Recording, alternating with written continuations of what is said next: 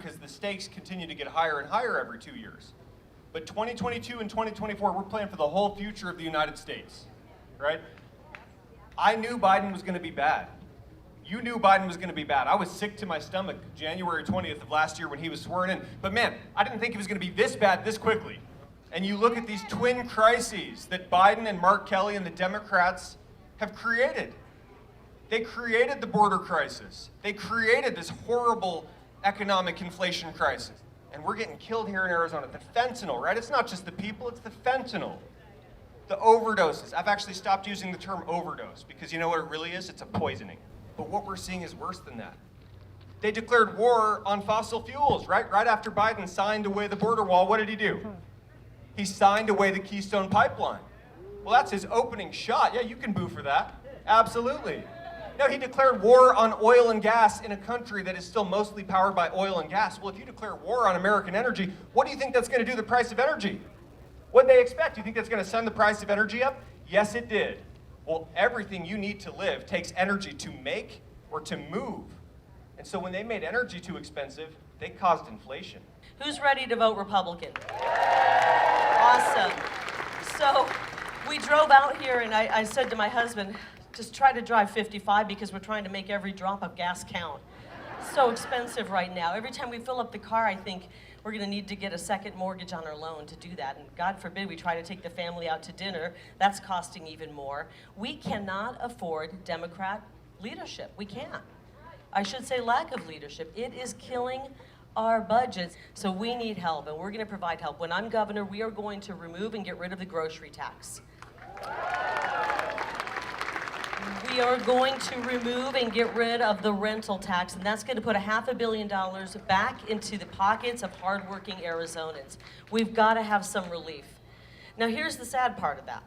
Even if we removed all the taxes, it's still going to be hard when we see inflation rising the way it is.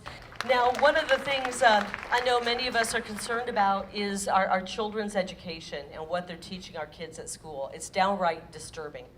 And we learned a lot of that during COVID when our classes turned into Zoom classes. And we said, wait a minute, I thought you were actually teaching reading, writing, and arithmetic. What is this crazy gender stuff that you're teaching? And what is the CRT stuff and racism that you're teaching? We want our kids to be properly educated and prepared for the real world.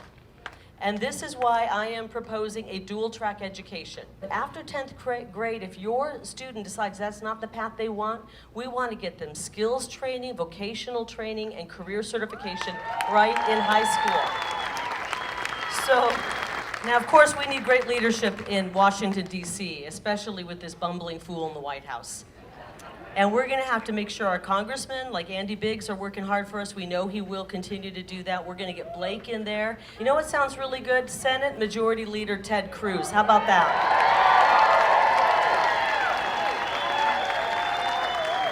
We look at what is happening to this country and we are on the wrong path.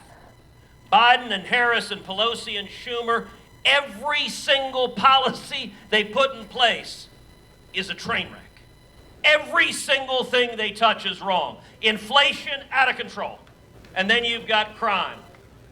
Crime rates skyrocketing all across this country. Murder rates up, assault rates up, carjacking rates up.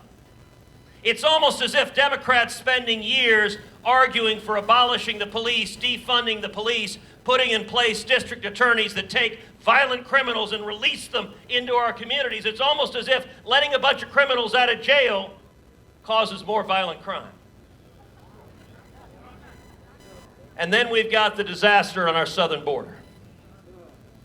Now look, as a Texan, I don't have to tell people of Arizona what an absolute mess the border is. So I'm here to tell you in November, we're not just going to see a red wave, we're going to see a tsunami.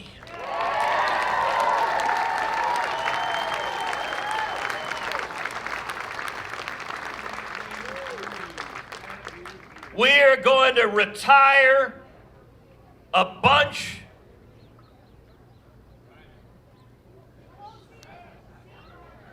of Democrats. Read into it with that whatever you like. And we are going to see a new morning in America.